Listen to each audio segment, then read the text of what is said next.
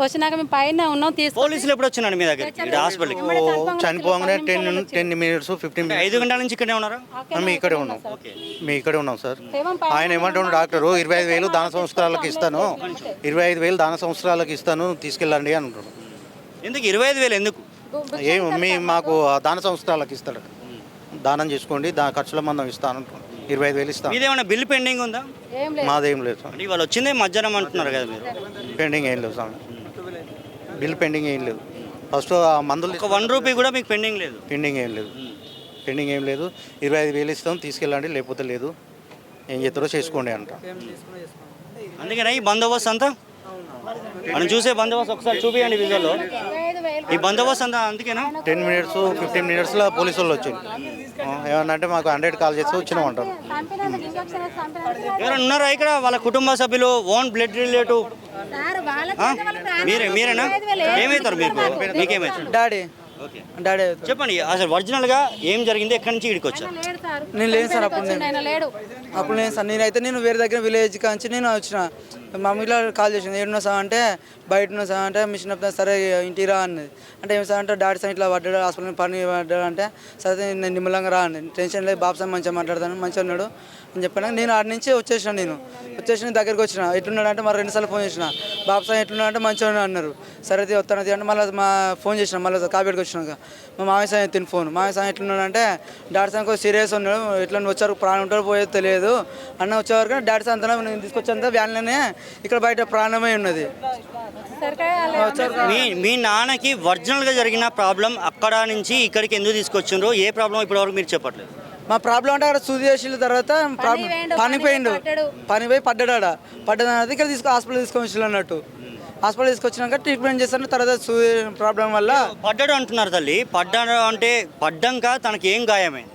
కాలు విరిగింది సార్, కాలు తొంటిలో విరిగిందట. చిన్న కాలుకు కొంచెం దెబ్బ తాకింది ఒక కాలు. ఏం ప్రాబ్లం లేదంటే ఇక్కడనే ఉన్నారు వాళ్ళు. ఏమన్నా వాళ్ళ నుంచి ట్రీట్మెంట్ కాకపోతే సరైన ట్రీట్మెంట్ చేయలే కాబట్టి వాళ్ళకి తెలియదు. లోకల్ హాస్పిటల్ చూపించారా? సంస్థలే డైరెక్ట్లోకి వచ్చిళ్ళు. ఇక్కడికి రమ్మని ఎవరు చెప్పారు? వాళ్ళు పని చేసే ఇక్కడ వాళ్ళ సార్లు వాళ్ళు తీసుకొచ్చిళ్ళు. ఇక్కడికి వాళ్ళ సార్ వాళ్ళు వచ్చి ఆయన పని చేసే వాళ్ళు సార్ తీసుకొచ్చి జాయిన్ చేసిళ్ళు. వాళ్ళ వచ్చినాక వాళ్ళ వైపు కూడా పని చేసేది ఎక్కడమ్మా?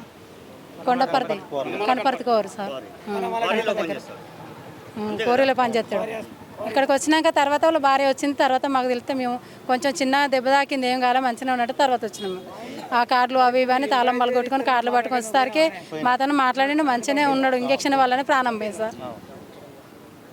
ఇంజక్షన్ మనం చూస్తున్నాం విజువల్స్లో హాస్పిటల్ వద్ద పోలీస్ బందోబస్తు. అంటే ఆల్మోస్ట్ ఎన్ని గంటల నుంచి తల్లి? ఎన్ని గంటల నుంచి మీరు? కరెక్ట్ 5 గంటలకు పోయింది సార్, కరెక్ట్ 5 గంటలకు పోయింది. మేము పైన 5 గంటల నుంచి ఇదే సిచ్యువేషన్ ఉంది ఇక్కడ. ఎవరు పట్టించుకోలేదు. సార్ వాళ్ళు అంటారు న్యాయం జరుపుతామమ్మా అంటారు పోలీసు వాళ్ళు.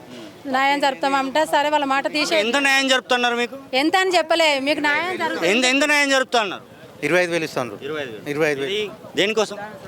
ఏదో మానవతా దృక్పథతోటి ఇస్తానా నేను అని అంటాను. మా హాస్పిటల్ తీసుకొచ్చినందుకు మీకు 25,000 ఇస్తాం, మనిషి చచ్చిపోయినరా బాబు, బొంద పెట్టుకో, బొంద కడితే ఇస్తారు అంటాడు. మరి ఇప్పుడు ఏం చేద్దాం చెప్పారు, తమరే చెప్పాలి.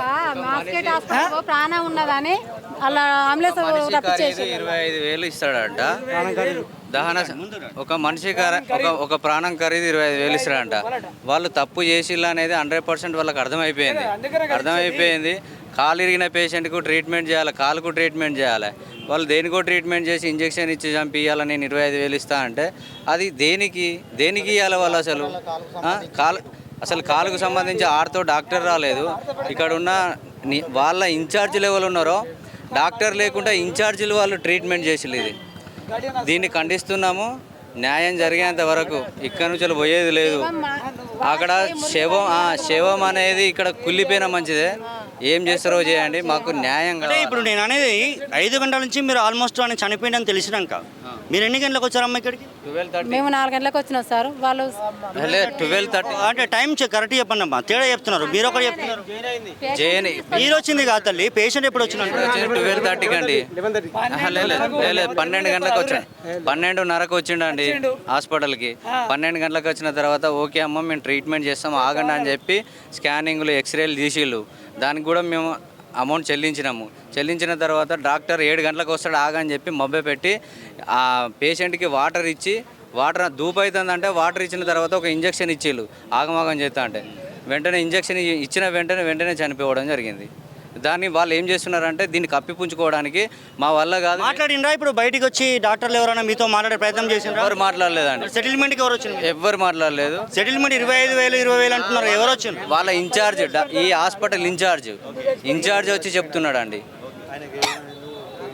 అసలైన తొలి వెలుగు. ఫాలో వాట్సాప్ @తొలి వెలుగు official.